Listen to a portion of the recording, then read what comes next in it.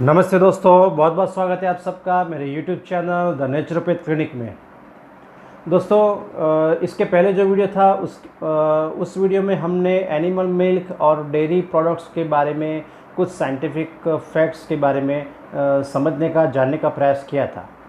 दोस्तों, आज के वीडियो में हम ये बात समझने का प्रयत्न करेंगे कि दुनिया भर में जो भी रिसर्च इंस्टीट्यूट है, जर्नल्स है, यूनिवर्सिटीज़ है, वो एनिमल मिल्क और डेयरी प्रोडक्ट्स के बारे में अपनी रिसर्च में क्या बात बताते हैं, क्या बात लिखते हैं। तो आइए दोस्तों, आज की वीडियो की हम बहुत ही जल्दी से शुरुआत करते हैं। दोस्तों, जानते हैं सबसे पहले scientific facts number 1, archives of disease in childhood. दोस्तों, ये जो है एक इंटरनेशनल पेडियाट्रिक्स रिसर्च जर्नल है जिसने 1984 में अपनी रिसर्च में ये बात कही थी। It was seen that allergic reaction to food was the cause of colitis in infants under the age of 2. Cow's milk was the most common culprit. After it was excluded from diet, the infants recovered completely. दोस्तों, इसका हिंदी संस्करण इस तरह से होता है।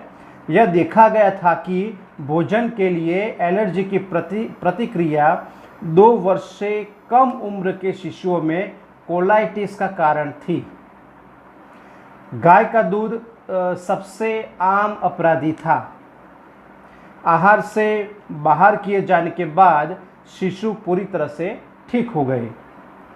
दोस्तों, आइए आगे बढ़ते हैं। पेडियाट्रिक्स जिसने 2005 में अपनी रिसर्च में ये बात लिखी है।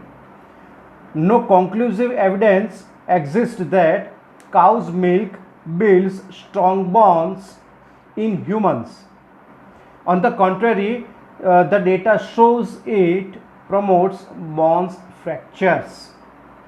दोस्तों, इसका हिंदी अनुवाद इस तरह से होता है। कोई निर्णायक सबूत मौजूद नहीं है कि गाय का दूध मनुष्यों में मजबूत हड्डियों का निर्माण करता है।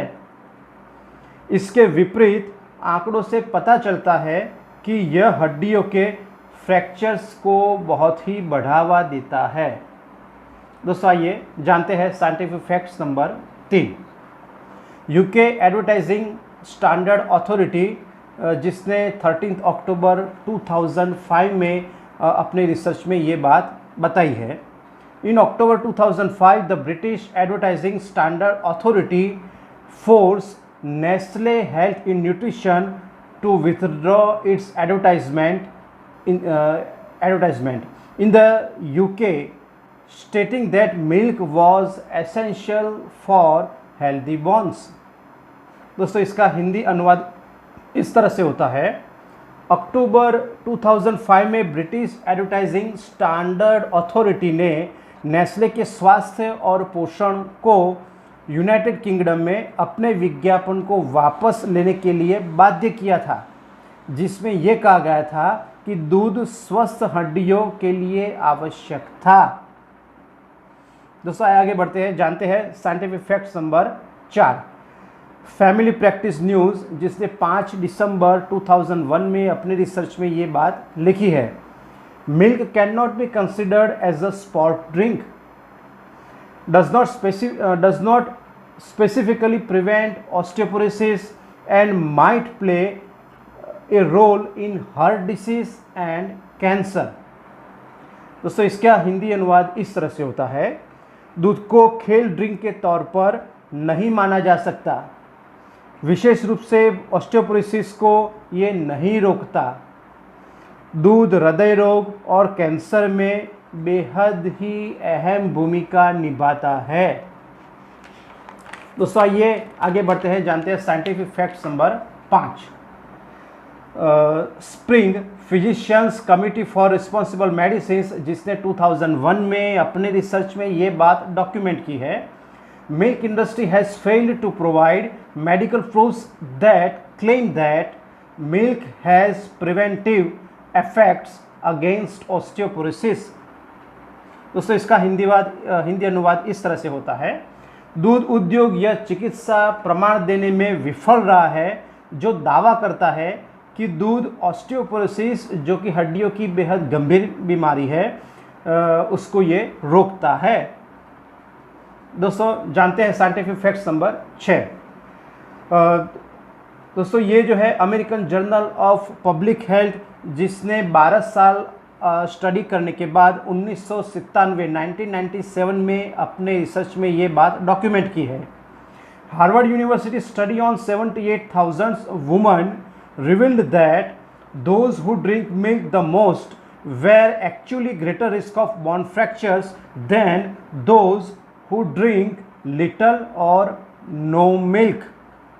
दोस्तों इसका हिंदी संस्करण इस तरह से होता है, 78,000 महिला पर हार्वर्ड यूनिवर्सिटी के अध्ययन से पता चला है कि जो लोग दूध पीते हैं वे वास्तव में हड्डी के फ्रैक्चर्स के अधिक जोखिम में हैं, तुलना में जो लोग बहुत ही कम दूध पीते हैं या बिल्कुल दूध नहीं लेते हैं।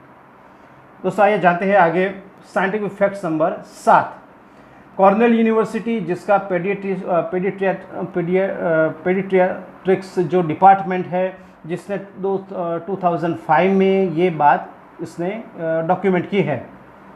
Analysis of 15 studies on which US dairy intake recommendations is based shows no relationships between dairy or dietary calcium intake and measure of bone health।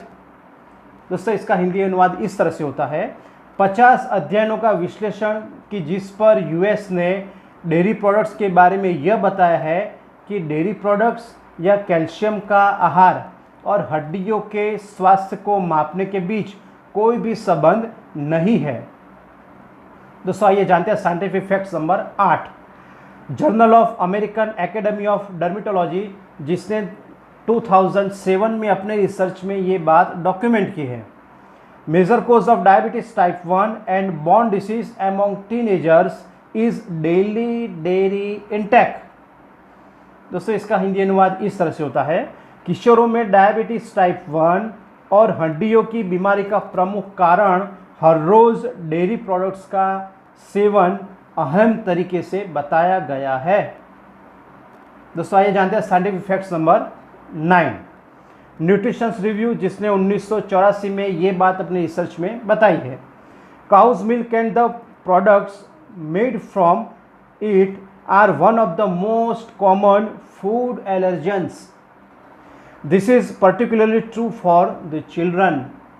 दोस्तों इसका हिंदी अनुवाद देखते हैं, गाय का दूध और इससे बने उत्पाद सबसे आम खाद्य एलर्जी में से एक है।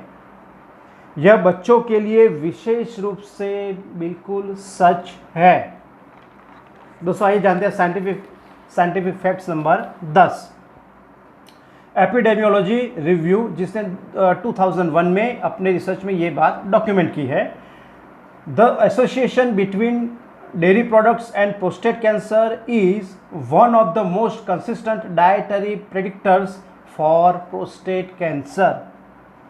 दोस्तों इसका हिंदी अनुवाद देखते हैं, डेयरी प्रोडक्ट्स और प्रोस्टेट कैंसर के बीच का संबंध प्रोस्टेट कैंसर के लिए सबसे सुसंगत भविष्यवाणियों में से एक है।